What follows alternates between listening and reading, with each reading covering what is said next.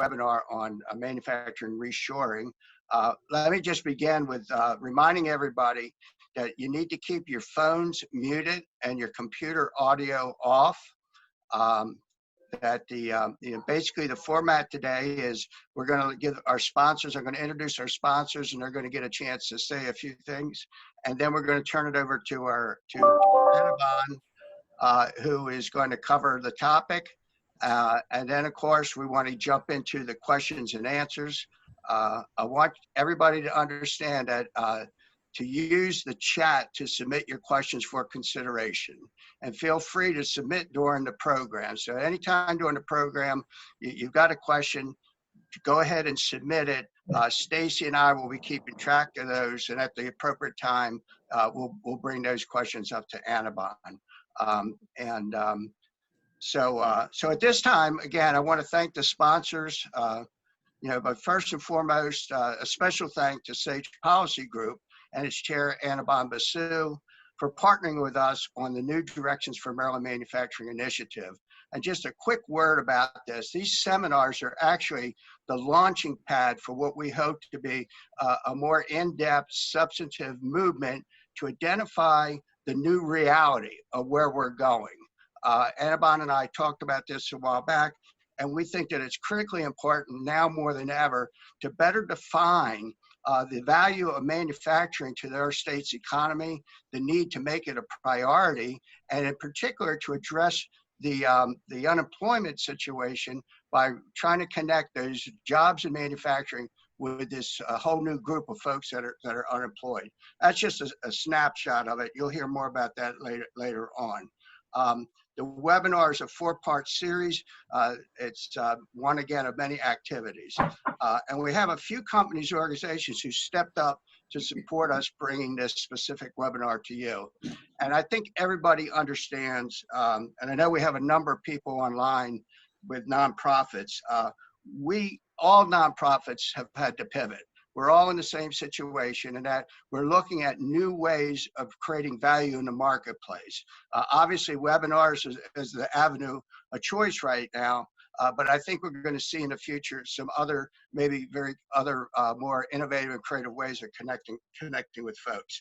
So I wanted to say to the sponsors, it's so very, very important to have you with us to supporting this. So let me begin with the Maryland Department of Commerce. Everybody knows, we're definitely married to the Department of Commerce and the great work they're doing and advocating for manufacturing. And I think we have Tamar on the line. So Tamar, could you talk a little bit, please, about Maryland Department of Commerce and any messages you have for us today? Good morning, everybody. I'm Tamar Osterman. I'm with the Maryland Department of Commerce, which is the state's economic development agency. So our mission is business attraction, retention, and expansion throughout the state. I'm part of the regional business development team. There are 12 of us out in the field. I'm based in Frederick and Carroll counties, and we support businesses out here across industries with state and other resources. But the Department of Commerce is, of course, much larger than what we do in the field, and a lot of that relates directly back to manufacturing. We value our ongoing partnership with RMI as well as with MD-MEP and the Maryland World Class Consortia. And we have a strategic industry sector team, including manufacturing, whose job is to think large and work with our partners on an ecosystem level to build manufacturing. As many of you know, we just completed 2 rounds of a manufacturing grant to companies that are pivoting production toward making PPE. The most recent round we gave out to, I think, 25, 26 companies, and $1.5 million total. We also, of course, have an Office of International Investment and Trade relative to the whole issue of reshoring, where we try to work to help our Maryland businesses promote their products overseas, as well as encourage direct foreign investment here. So we'll be interested to hear that. And Mike, thank you very much for the opportunity to speak to the group.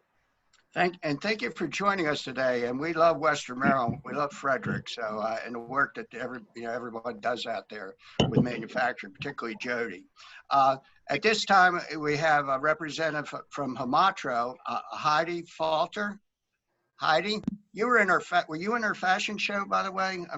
I was not, but our assembly team member was, who's also a volunteer Okay. firefighter. Okay. Thanks for your support for that too. Absolutely, it was. We loved it, and we are framing pictures and hanging it all over the building. So it was a great time. Good morning and happy Friday, everyone. I'm Heidi. I'm the marketing coordinator here at Hamatro. We have been manufacturing Glen Burnie for over 35 years.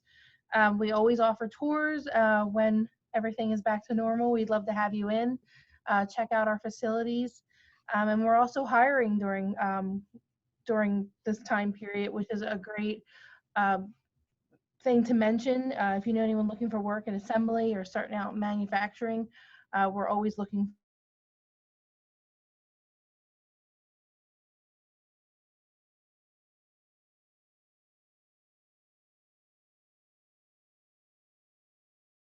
ourselves on being able to be part of saving lives every day and what we make. And please remember to donate to your local firefighters and fire departments to help keep them afloat and keep them ready to serve our communities. Okay. By the way, Heidi, I want to let you know I was on the phone with Matt Tisdale, who's the president for First National Bank for Mid-Atlantic, and we were discussing new direction.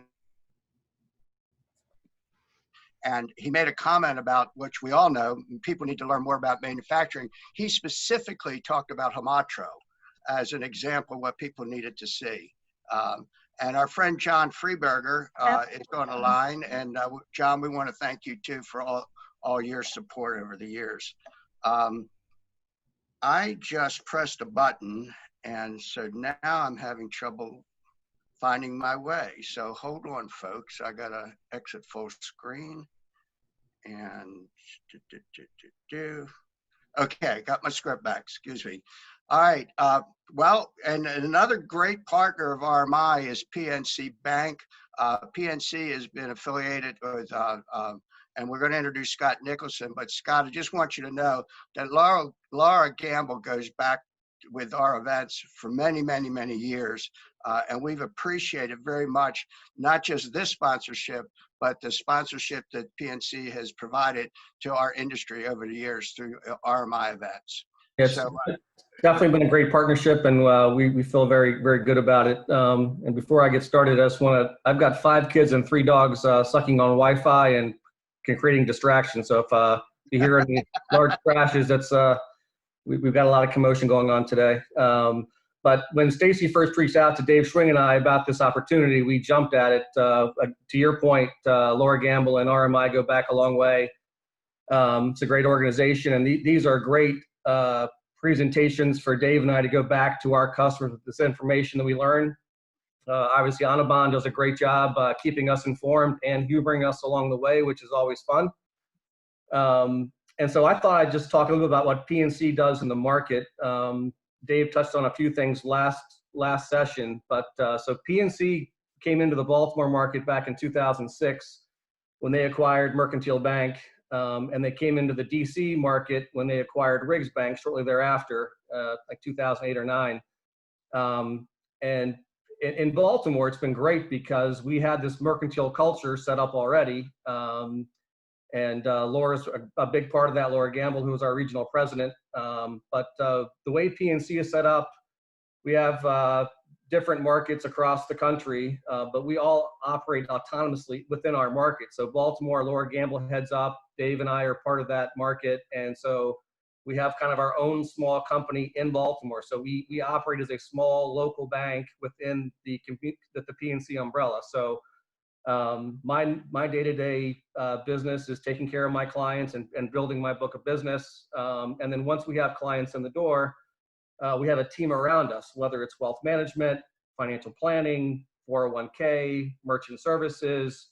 And we have a great product called Workplace Banking, which allows our customers to offer the same benefits than PNC employees get to their customers. So it's basically a free product that PNC offers their clients. They roll it out as a free benefit to their clients, and they're able to get free checks, preferred rates, and they have a refer employee program as well. So we're excited for the sponsorship. If Dave and I can be of any help to any of your companies or your clients, we'd love to talk to them about banking. And we thank you again for RMI for the sponsorship opportunity, and we look forward to the presentation and hope you guys have a great weekend. Okay, thanks, Scott. And now to another Scott, Scott Phillips, who is with the MBDA Mid-Atlantic Minority Manufacturing Center, and also representing a new initiative called MyHub. Scott, 60 seconds, okay? Hey, Mike, how you doing? Hello, everyone. Happy Friday to everyone. The Minority Business Development Agency is actually 50 years old, moving into 51 years old. And it was founded in the wake of the 1968 unrest to focus on building wealth in the minority entrepreneurial community. We're focused on working specifically in the manufacturing industry. We have a number of firms here in the Mid-Atlantic. And I really want to thank Mike for something that we call intentional inclusivity, right? Being intentionally inclusive. And that is the partnership and the relationship that we hold with RMI. July 13th is our next MyHub Monday. We invite you all to participate. Mike will make sure you get that information. We had a really great session with IBM recently on monitoring the workplace post-COVID-19. So really good information we'd like to share. And Mike, once again, thank you for allowing us to be your strategic partner in this work. Well, you know, it's an effort of love, and you know that because we reconnected right after Freddie Gray, and with some church leaders and business leaders, and with manufacturing, and you were the one that said, let's do a grant and get things going. So Scott, a lot of credit to you. All right. Well, listen. Oh, one other thing is Eddie Resende. I'm not sure if he's on the line from World Trade Center Institute. I just want to thank Eddie and WTCI. They're a good partner of RMI, and I want to thank them for joining us as a partner in this event.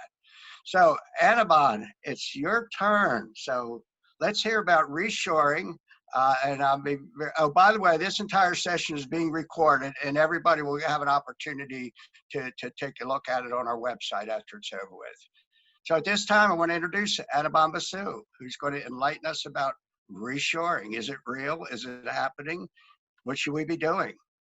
Right. So thank you very much, Mike. Thank you, Stacy. Thank you, Peter, the entire RMI team. Thanks to all the sponsors for making this possible, and thanks to all of you for being with me. My job is to talk about reshoring today. This is, as some of you are aware, the second in a series of 3 webinars. That first webinar, we focused on the economy, and we focused on the impacts of COVID-19 on the economy. And what we said was, we said a number of things, but one of them was that things are in flux. The world is changing very rapidly. And of course, with change comes challenge, but also with change comes opportunity. And reshoring strikes us, many of us, as one of those opportunities. So this is, as I say, the second in a set of 3 webinars. The last one, which I believe takes place later this month, will focus on things Maryland has to do to take advantage of some of these emerging trends.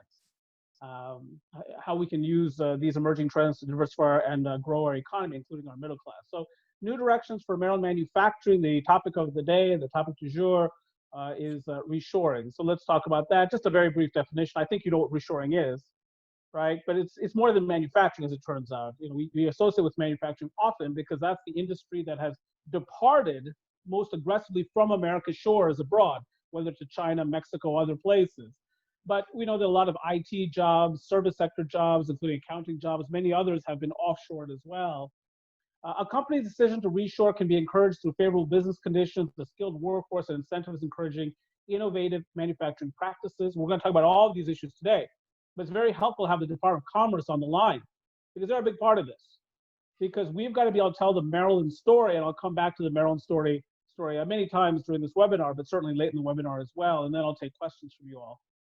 There are opportunities for the private sector, various levels of government, and partnerships between the two to create an environment supporting reshoring. And we're going to talk about whether or not that environment exists in Maryland right now later on.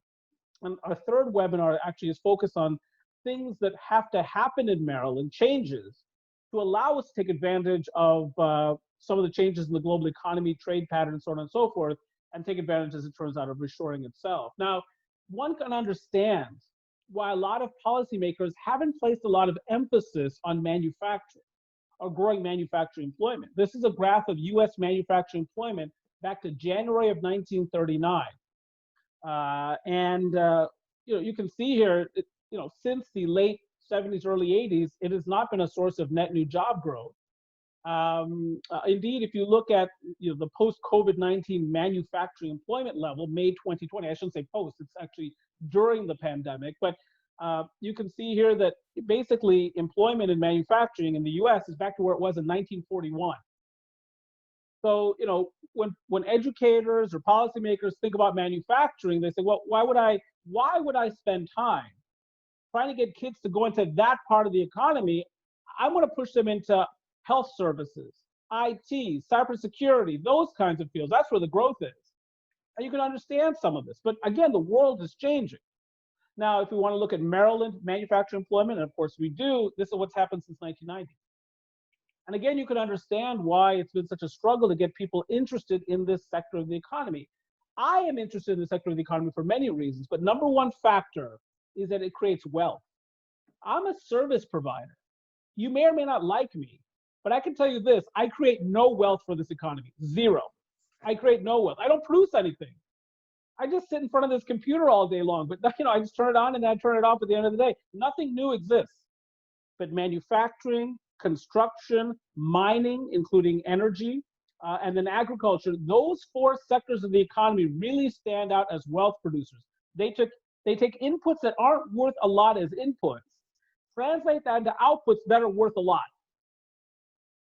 Automobiles, airplanes, chemicals, whatever it happens to be. And so one of the ways a society can build wealth, and we've been talking a lot about building wealth in various communities the last few weeks, haven't we? One of the ways to build wealth is to emphasize those sectors of the economy that actually generate wealth. And economists, and we love economists, of course we do. My mother loves economists. But we don't generate any new wealth. You do as manufacturers. Now, things have changed. So this is manufacturing employment in Maryland back to 1990. I love this graphic. Mike just showed some of us who were on the on this call his picture from 1950. And you can see these data back to 1950. This is Maryland employment by industry. And look who's at the top here. What's at the top? Manufacturing. Right? This is a time of a very muscular Maryland economy, one that's not simply dependent upon federal government outlays or federal government contract. Nothing against federal government outlays or federal government contracting. But at that time, we had this very diversified economy that included many industries, including a larger agricultural sector, manufacturing, so on and so forth. We had companies, many manufacturing companies. So Black & Decker comes to mind. Black & Decker, which built its first manufacturing plant in Towson in 1917, actually would then go on after several decades to build another manufacturing plant, a major one in Easton, Maryland in 1974. We were building new plants, large-scale plants. Even when that plant was shuttered in 2002, it still had 1,300 employees. That's a lot of middle-class jobs to have lost. But back in 1950, the story is very different. Number one sector is manufacturing. And when you manufacture products, you have to distribute those products. So not surprisingly, the number two sector here is wholesale and retail trade. That's your distributors. And those distributors need transportation services. So guess what? The third leading sector is transportation. So that's where we were in 1950, but of course the story has changed. I'm not saying that we can get back there, but I am saying that we can certainly push manufacturing employment higher going forward. If you look at today, the 10 largest employers in Maryland, you will not find a manufacturer among them. What will you find? A lot of federal agencies, National Institutes of Health, U.S. Food and Drug Administration, U.S. Social Security Administration. Hey, nothing against those sectors, but that's part of Maryland's enormous dependence upon federal government outlays. Now, this is a federal government that had a $23.5 trillion national debt deficit, aggregate debt, coming into the crisis. And this is our lifeline. I don't want to use the word sugar daddy. That seems offensive, but that's sort of that's who's sort of driving our economy. I mean, look at where the wealthiest places are in Maryland. It's Montgomery County, parts of Prince George's County like Mitchellville. certainly Howard County. A lot of those communities derive their strength from federal government outlays. That's where you see so much wealth in that part of the state. You don't see it in Allegheny County. You don't see it in Somerset County. And that's one of the things we're going to talk about, spreading the wealth, not by taxing people more aggressively and spreading it. No, by creating more investments, more activities in those segments of the economy that create wealth, like manufacturing, and in parts of the state that have been left behind, like Chrisfield, Maryland, Cumberland, Maryland, so on and so forth. Again, we'll talk more about this. So what happened? Economies of scale. So at first, new mass production methods created a lot of job opportunities in America. And this really emerges in the late 19th century and allowed American manufacturers to decrease output while decreasing production costs. So the game here was scale. You wanted big factories, and you wanted big companies, Ford, General Motors, massive factories, because the larger the factory, the greater the economies of scale, and the further you went down the average cost curve. The more units you make, the lower is average cost. And therefore, you can enter the marketplace with a lower average cost and therefore charge lower prices and still more than break even. American manufacturers continue to benefit from productivity and cost competitiveness that contributed through the Industrial Revolution up into the latter half of the 20th century. But something happens in the latter half of the 20th century, after 1950. After a decade of significant offshoring in the 2000s, the cost savings that American firms had enjoyed by offshoring production began to erode around 2010. So somehow between 1950 into the 1960s and 1970s, we lost our advantage. We can argue why that was. Some people might point to unions. I'm not pointing to anybody, by the way, but some might point to that. Some might point to anti-business legislation. Some might just point to the fact that China was emerging. Mexico was emerging with new infrastructure and available workers and a willingness to train workers for manufacturing jobs, something many American institutions do not do. But now things are changing back again. The pendulum is swinging back as a result of increasing costs and other factors overseas that we'll get into. Some of the manufacturing that previously took place away from U.S. shores has already returned and continues to return to America.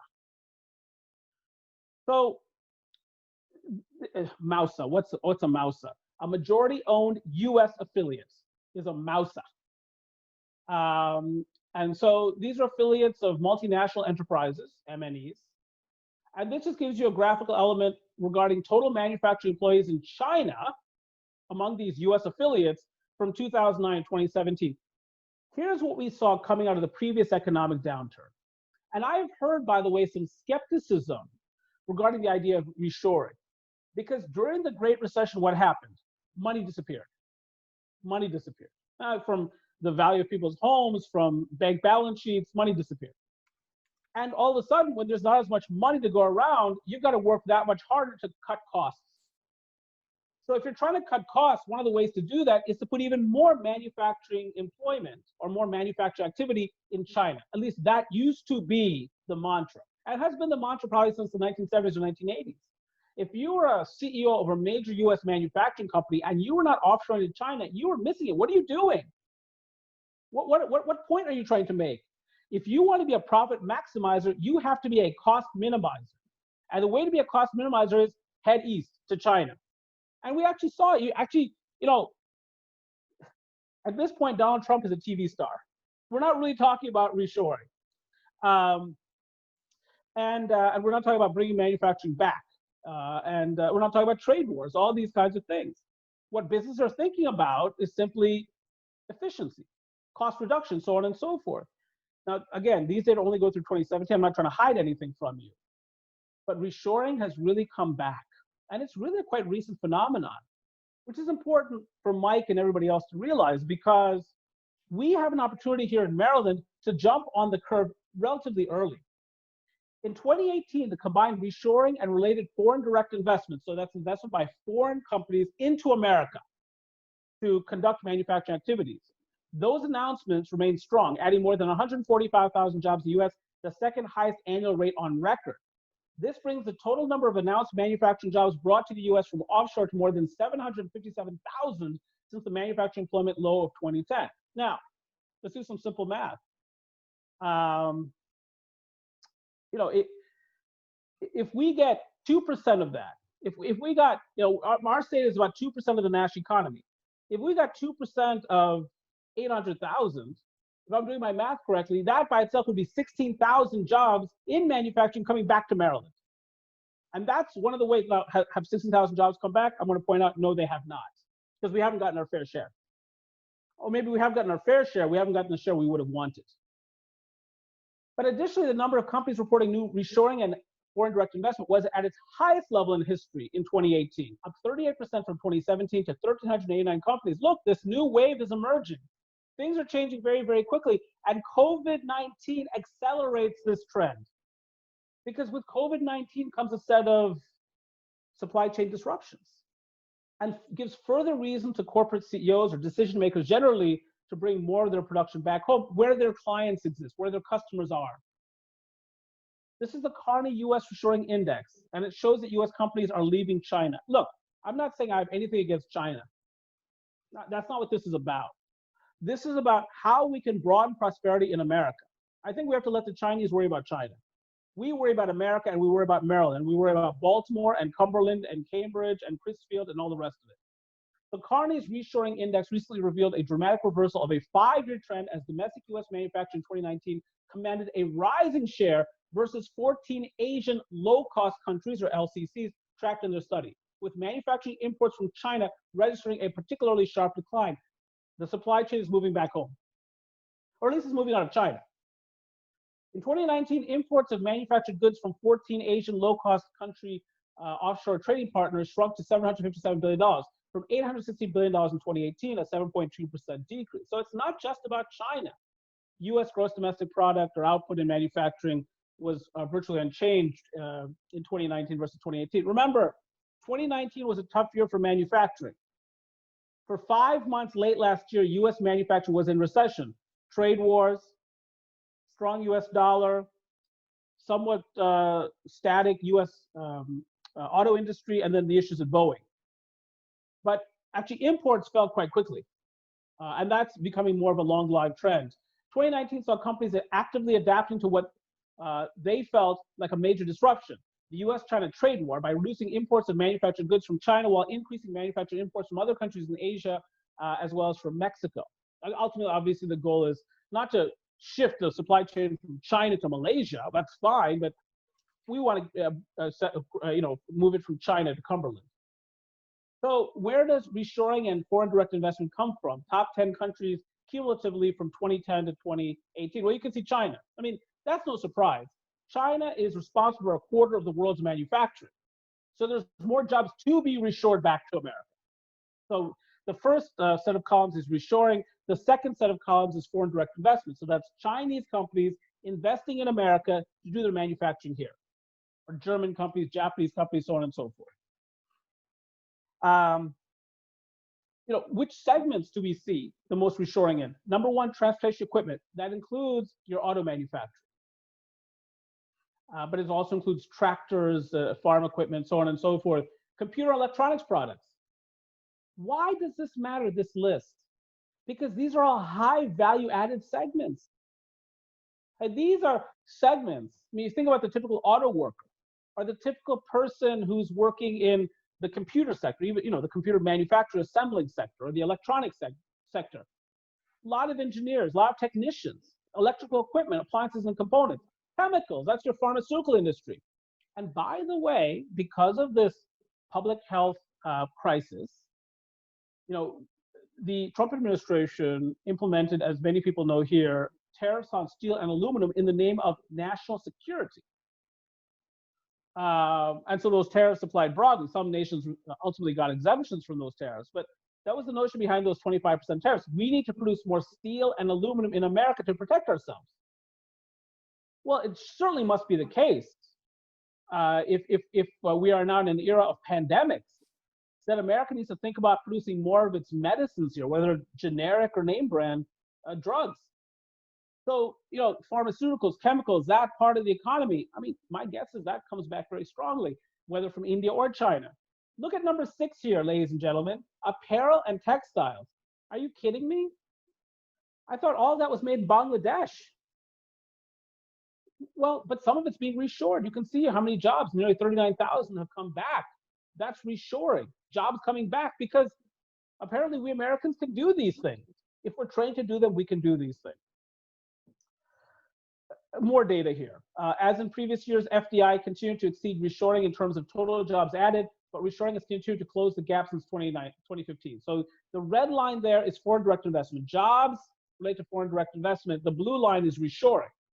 So as it turns out, it is still the case that in most years, more jobs come from foreign companies investing in America than American companies bringing back production home. But as I say, reshoring has been progressing at a similar rate as FDI since 2016, suggesting, I put this in italics, that US headquartered companies are starting to understand the same benefit to US production that foreign companies have understood over the last few years. American CEOs are finally getting it. Took a while, didn't it? And by the way, the 2018 data looks like a bit of a dip in terms of reshoring and FDI. These are incomplete data. So the Reshoring Initiative, and that's who provides these data. By the way, you should go to their website. They have phenomenal information on these things, and I'm sharing some of that information with you in summary form. But the 2018 data are likely to be revised upward. So that's why you see that dip, and that's that third bullet makes that point. One of the policies pursued by socialist nations before and after World War II was something called import substitution. So instead of importing things the Indians thought from England, we'll make it ourselves, whether automobiles or whatever it happens to be. Now, I'm not advocating for socialist policies. What I am saying is that it is conceivable that a nation could generate wealth by replacing imports with domestic production. So imports declined sharply last year. The manufacturing import ratio fell to 12.1%, meaning that the US market imported 12.1 cents worth of offshore production from Asian low-cost countries for every $1 of domestic manufacturing gross output. And you can see what the trend has been, what it was in 2008, and then coming out of the Great Recession, this explosion in dependence on Asian imports, except last year was different. This reduction in the manufacturing import ratio was the first since 2011. We are still at the very early stages of this. And that's why you can understand why some people would remain skeptical. I am not, because there are reasons for reshoring. Now, where are they reshored? Where are the jobs reshored? The Southeast and Texas get the most and on average the largest reshoring and FDI projects, presumably due to right-to-work laws and typically lower property costs, wage rates, taxes, and energy costs. So part of this is, again, to be a profit maximizer, one has to be a cost minimizer. Texas is really good at cost minimizing or helping people cost minimize. And so, and they have certain advantages. They have lots of land.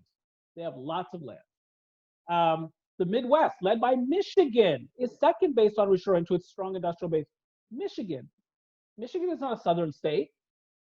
Perhaps we are a right-to-work state today now, joining Indiana, but it's not a southern state, and it's not an inexpensive place in which to live.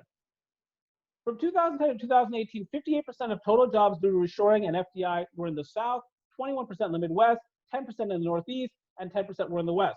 Maryland, our beautiful state, ranks 40th in terms of aggregate jobs from reshoring, 2,195 from 65 companies. How many should we have gotten? As we are 2% of the nation's economy, 16,000. How many did we get? Less than 2,200. Who ranked just ahead of us at 39th? Rhode Island. Rhode Island, which has a population barely above 1 million. It's a bit more populated than Delaware. Delaware is still chasing 1 million people. We're 6 million people. And we had less reshoring here and FDI here in the aggregate than Rhode Island. So clearly during that third webinar, we need to talk about what Maryland needs to do to get into this game in earnest. South Carolina, by the way, ranks first. Well, South Carolina is just a few states away. Are they better than us? Is the University of South Carolina better than the University of Maryland? I don't think so. I don't think Gamecocks are better than Terrapins. It's a stupid name that they have. Our name makes sense. So, but for some reason, we cannot cobble together our advantages to make a more compelling story. And my very strong sense is, you may disagree, we'll talk about this during Q&A, is that when a lot of companies are thinking about reshoring production to America, they're not even thinking about Maryland. Maryland with its Port of Baltimore and Trade Point Atlantic, Maryland with its access to I-95 and I-70, the Eastern Seaboard with its large labor force, all that, they don't even think about us. Well, why not? We must be doing something wrong. But reshoring is simply a response to macroeconomic factors. And what I'm trying to suggest to you is that these macroeconomic factors are now inducing CEOs who previously moved jobs abroad to bring them back home. One is that those wages abroad, including in China, are rising. And I'll show you a graph on that in a moment. There's fluctuating currency values to think about. So when, if I've got part of my supply chain or all of it in China or India or wherever, I've got to think about the value of the rupee or the renminbi or the peso or wherever it happens to be, the taka or whatever it happens to be.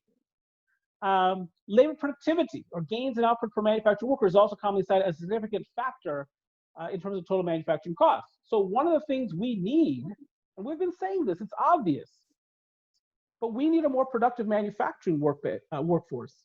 We need better training and education. And part of that is that we've got to convince the best and brightest Americans that jobs in manufacturing are our first choice, But often that's not what they're presented with. They're presented with that's not a choice at all. You want to go into something else. The reduction of U.S. energy costs from 2004 to 2014, and part of that was related to the shale boom, especially in energy-dependent industries such as iron and steel and chemical industries, also made reshoring a cheaper option for certain manufacturers. And by the way, we are the world's leading oil producer. We are the world's leading natural gas producer. We are making enormous strides in solar and wind energy. And so energy represents another factor behind this reshoring that we're observing. Here's average yearly wages in manufacturing China from 1978 to 2019. It's a parabola. This is one of the reasons all of a sudden that cost differential that existed in the 1980s into the 1990s isn't nearly what it was. But here's the problem. So yeah, the Chinese worker is becoming more expensive, but the American worker is not becoming more productive. That's the problem. That's why we haven't been able to fully capitalize. This is year-over-year percentage change in labor productivity. Now, labor productivity is typically measured as output per hour worked. Output per hour worked. And look what's been happening recently to manufacturing labor productivity. It's not rising, it's falling. And do you know why this is, ladies and gentlemen? It's because people the age of Mike Galeazzo are retiring in larger numbers. The baby boomers are a wildly productive generation. A lot of the baby boomers actually entered manufacturing as their number one choice. Some of them may have realized that they like to work with their hands and minds in shop class. Obviously, there are a lot more manufacturing opportunities out there coming out of high school or college or graduate school. And so manufacturing for many of those folks was viewed as a first choice. But it has not been marketed that way, presented that way for a long time. And maybe that's why you don't see this. Another factor, though, may be that businesses are not investing enough in their workers, workforce training. And there is a systemic reason to not invest sufficiently in your workers. You say, why is that, Anibal? That doesn't make any sense. Yes, it does. I'll tell you why. Because training is expensive. And if I pour a lot of energy into training a worker, what I might be doing is I might be training my competitor's best worker of the future. So what I might have a temptation to do is instead of actively working to train my workers on the job or through apprenticeship programs or whatever it happens to be, what I might instead do is cherry pick. So I wait for my competitors to train their workers, and then I try to pick off their best workers. And that turns out to be cheaper. The problem is that everyone has that incentive. So American industry is structurally oriented towards under-training. And historically, what's happened is there's a partnership between government and the private sector to try to offset that market imperfection. But it's something we need to think about going forward, and the productivity figures don't lie. We're getting less output per hour work for manufacturing workers, and therefore not able to fully take advantage of this growth in Chinese manufacturing costs. So the Reshoring Initiative has tracked factors companies cite for reshoring for those years 2010 to 2018. Top 10 negative factors, top reasons why bad things are happening abroad, causing them to want to come back home. The quality of product, the need to rework product, warranty issues, freight costs, total costs, delivery, inventory, rising wages, supply chain interruptions and natural disaster risk, political instability, like you might see in a place like Cambodia or some other places around the world. Green considerations, right? There are a lot of CEOs who want to be environmentally sound. Perhaps it's better, easier to do that in North America. Intellectual property risk is a big one, and a big topic of discussion during the US-China trade discussions. And of course, communications, just having your folks close together so they can communicate, talk about issues, and learn as they're doing. Top 10 positive factors, government incentives. I mean, the Department of Commerce is on the call. Government incentives matter. So perhaps one of the reasons that Rhode Island ranks ahead of us is that their government has said, we need to take advantage of this. Proximity to customers and market. Well, we're Maryland. We have proximity to customers. Skilled workforce. Well, we're among the smartest people in the world, education-wise. We have phenomenal research institutions. We have commercializable technologies. We just don't do a great job commercializing them. Availability of training, image, brand, made in the USA, supply chain optimization, impact on domestic economy, infrastructure, so on and so forth.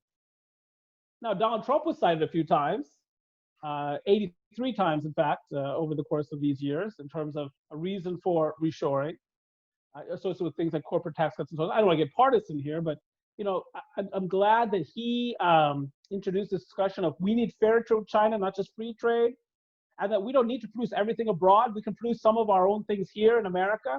I like that. And I think a lot of CEOs are buying into that notion, whether they like the president or not. Looking ahead, environmental considerations may become more relevant as emissions reductions initiatives continue. We all want a cleaner environment. And COVID-19 will further accelerate reshoring. So Maryland, it's time to act. When you think about trade wars and trade imbalances, one of the things we have is a very large trade deficit with the rest of the world. This gives you a sense of trade balances with the various significant trading partners back to 1985. But really, one country stands out here. It's the country in purple, China. Now, the trade deficit with China shrank in 2019 for obvious reasons. We put tariffs on a lot of Chinese products and made them less competitive. But still, that's the standout. And that, again, represents one of the factors here macroeconomically to think about reshoring, particularly from China. According to the International Economic Development Council, how do we encourage reshoring? Innovate. Well, we call ourselves a lot of things. We call ourselves the old line state. We call ourselves the free state. We call ourselves the land of pleasant living. We call ourselves America in miniature. But we can also call ourselves the R&D state. We do a ton of research and development, not out of the private sector, as it turns out, because we have a small manufacturing base, but in the institutional sector. Focus should be on building the vibrancy of the critical advanced manufacturing industry sector. That should be the focal point, a focal point. U.S. must strengthen the depth of the nation's regional advanced industry ecosystem. More partnerships, collaborations between governments, companies, and individuals who work collectively to rebuild the nation's local skills pools, industrial innovation capacity, and supply chains. I mean, one of the problems with reshoring production to Maryland is that our supply chains have atrophied. The input producers are elsewhere. They might be in South Carolina or Texas. So if I'm a final assembler, why would I be in Maryland, perhaps? Because it makes more sense for me to be in Tennessee or Kentucky. These are real issues. Can't get around those. But again, government incentives, support for training can offset some of those disadvantages. Other recommendations include federal government should increase investment in R&D. Amen. Provide greater investment in broadband infrastructure. Oh yeah, absolutely. And including, where? Eastern Shore, Western Maryland, Southern Maryland. Because one of the things about rural economies is, yes, they support agriculture often, right? You see a lot of agriculture in Kent County. You see agriculture in Cecil County. You see agriculture in much of the state of Maryland. Okay. But at the heart of these communities' historical successes, their ability to create and support large middle classes has been manufactured. So they offer a workforce. They have transportation connections to cities. Why? Because they're farmers and agricultural producers.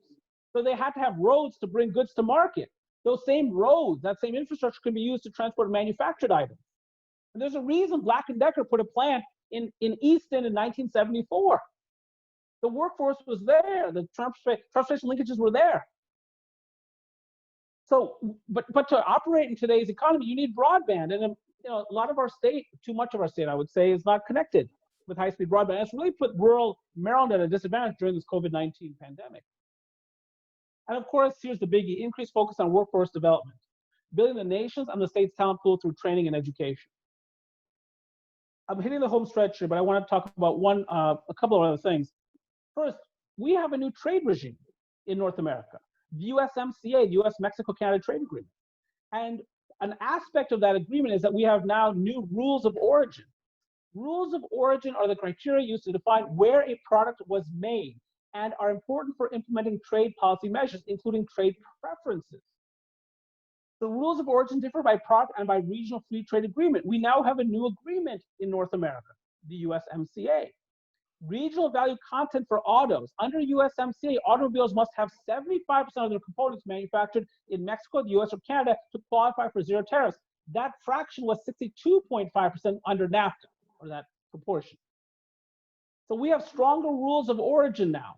Even more reason to reshore to North America and the United States itself. In this case, I'm using automobiles as an example. So outlook for US reshoring, recent issues, as I say, the USMCA includes stronger rules of origin. That was, I think, the 2019 story. If you think about 2020, COVID-19 has disrupted supply chains and placed further strain on the relationship between the US and China. According to polls, oh, this is good. This is good stuff. According to polls by the American Chamber of Commerce in China and the American Chamber of Commerce in Shanghai, in October, 66% of 25 large US companies surveyed said a decoupling of the US and China's economies would be impossible. Can't do it. Basu and other people can talk about it. Cannot be done. 2/3 of CEOs say it cannot be done. We cannot decouple. By March, 6 months later, and now we're into COVID-19, only 44% of large US companies said decoupling would be impossible. Things are moving very quickly out there. According to a Thomas survey in April of 878 North American manufacturing and industrial sector professionals, 64% of manufacturers report they're likely to bring manufacturing production and sourcing back to North America, a 10% increase from the same sentiment reported in February. Let me repeat that. A 10% increase from February in terms of the number of people, manufacturers who believe they're going to bring manufacturing, production, and sourcing back to North America. So conclusion, final slide here.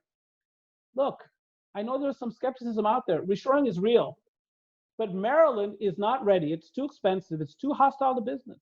I'm saying that. You may disagree. And relevant workforce isn't here. We haven't trained it. We don't have enough machinists. We don't have enough welders, so on and so forth. And I get it. It's a catch-22. It's a chicken and egg problem. Why would I train my workers for manufacturers' jobs that don't exist? But if you don't train people for those jobs, those manufacturing jobs will not come to exist. That's the dilemma. And really, it's only government that can coordinate that. Here are some places to start. More exposure to manufacturing occupations for high school juniors and seniors, and more partnerships between Maryland's manufacturing sector and two-year colleges. Incentives for large-scale reshores. Let's build that supply chain back quickly. People who want to create more than 1,000 jobs in Maryland through reshoring, yeah, let's give it away a little bit. Let's give it away, because that's what we have to do to offset our disadvantages and the fact that the supply chain has atrophied over the course of decades here. Referenda that allow local communities to vote on right-to-work status. Ooh, maybe this is controversial. But you know what? Here's what I'm saying. We are not a right-to-work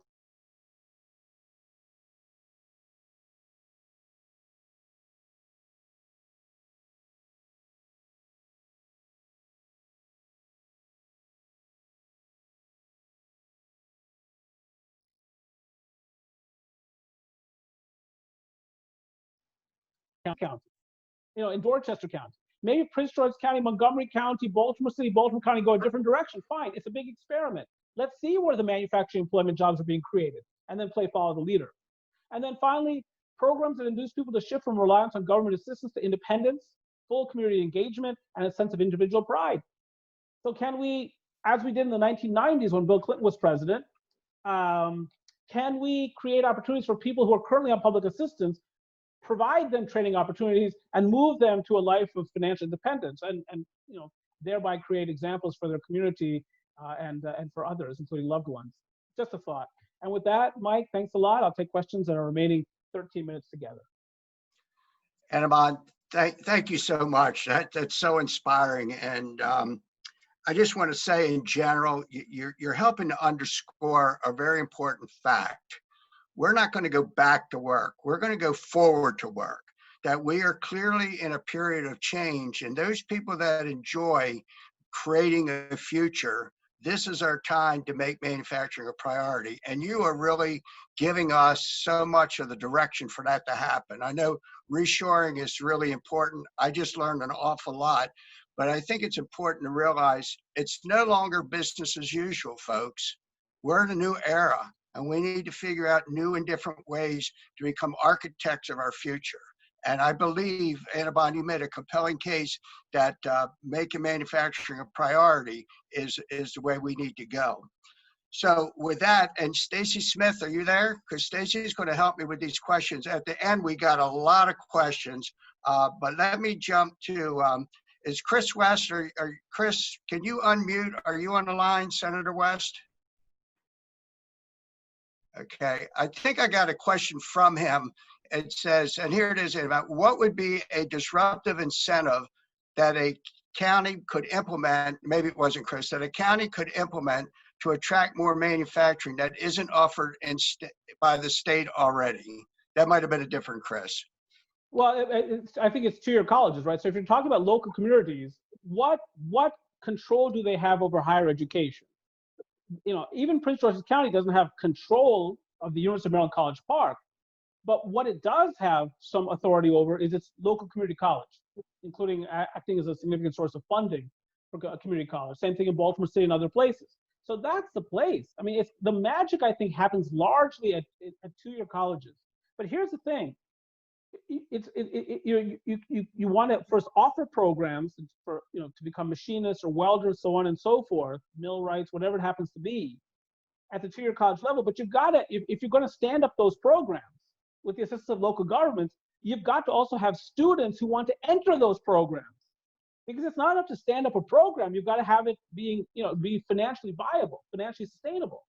So that's where the growing awareness of manufacturing as the next American growth industry, which it may very well be, why it matters so much to communicate that to folks who are juniors and seniors in high school, if not sooner than that. But again, it takes a real coordinating effort by local governments, by two-year colleges, by state government to turn this thing around so that people understand, you know, the panoply of opportunities that face us. So, you know, that's my answer to that question.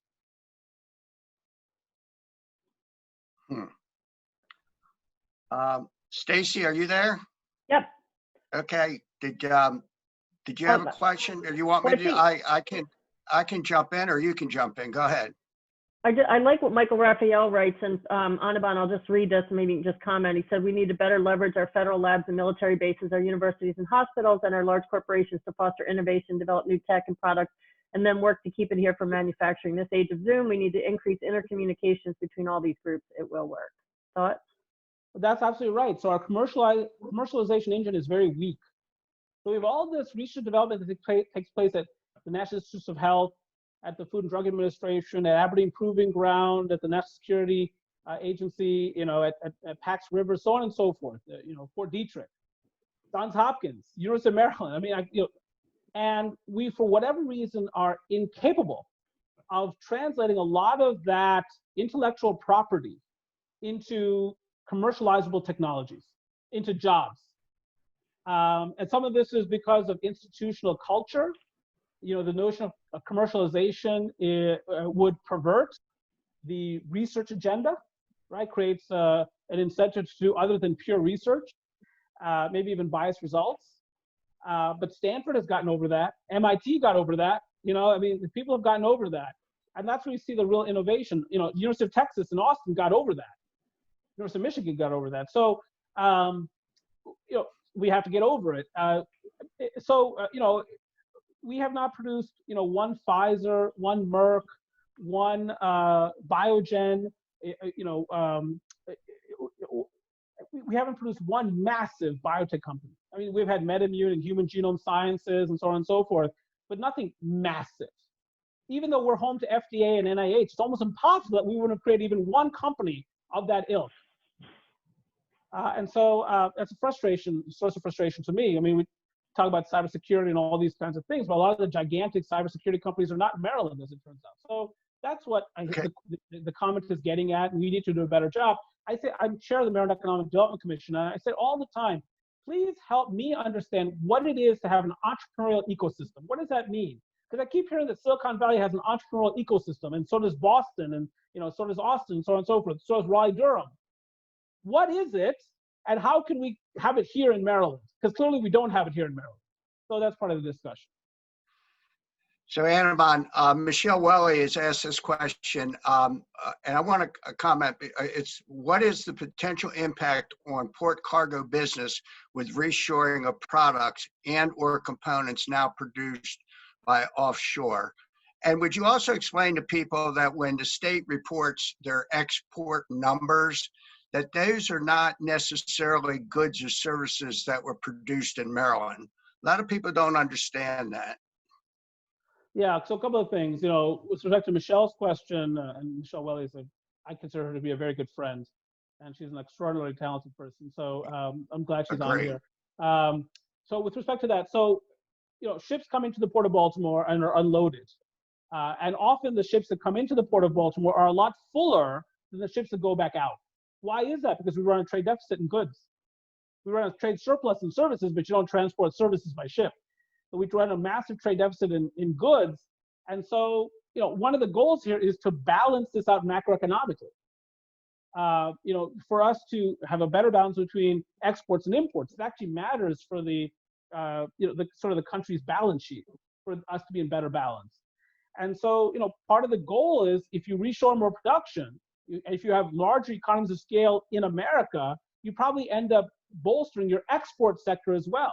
So not only are you substituting for imports by reshoring, but you probably have a greater basis to export to the rest of the world, thereby closing your trade gap, whether it's the Chinese or other nations.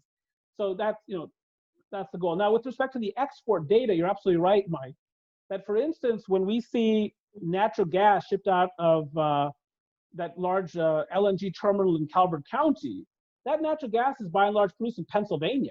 It's supporting Pennsylvania jobs. It shows up as a Maryland export because it's leaving a Maryland facility for destinations abroad. But a lot of the exports that go out of the Port of Baltimore are not produced in Maryland. And so that's part of this reshoring story as well. Thank you. Stacy? Oh, Stacy, you're on mute. Got it. Sorry.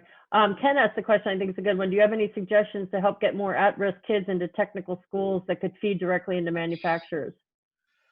Oh, yes, I think so. I mean, actually, I know some people roll their eyes when they hear the words Kerwin Commission. I know that. But there was an element of the Kerwin Commission that is extremely valuable, I think. There's more than one element, but just one element stands out to me in particular in the context of this conversation, which is the notion that you'd have a separate pathway to graduation, that a student could obtain a vocational certificate to graduate from school. Oh, that's beautiful.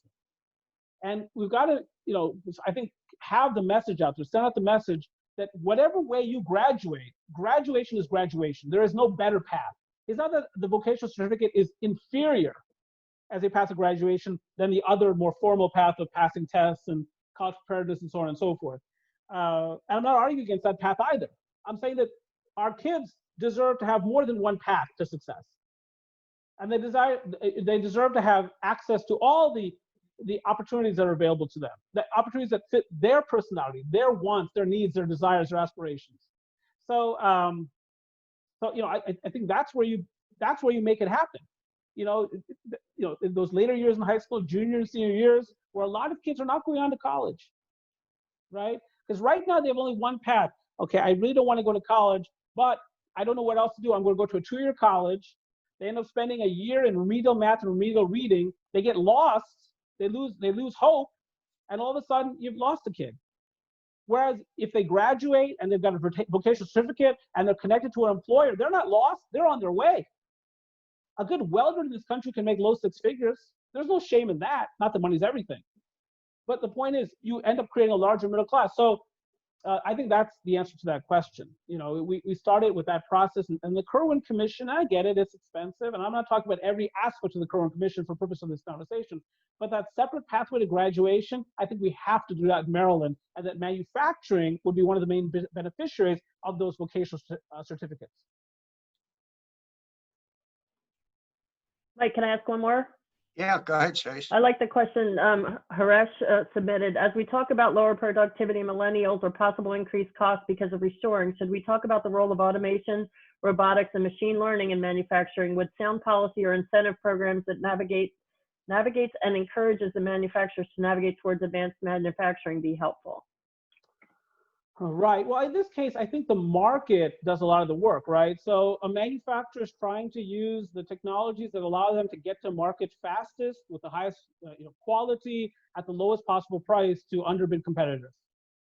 So, I mean, in some places, government has a major role, but in others, you leave it to the private sector to determine what technologies they need to use. Now, that said, if these technologies are emerging, whether robotics or 3D printing or whatever it happens to be, artificial intelligence, and those technologies relate to manufacturing, which a couple of those at least clearly do, then it makes sense, doesn't it, to make sure that in our high schools or vocational schools, or which we call career and technical education schools, because we don't want anyone to know that we're talking about vocational training, but that's what we're talking about.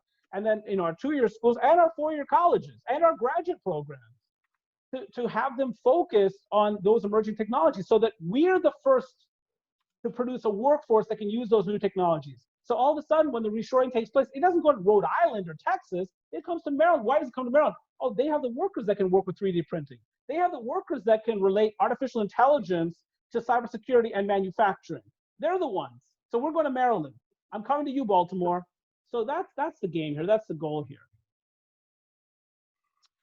Well, Annabon, thank you so much. We're at the bewitching hour, so to speak. This has been, and unfortunately, we have more questions.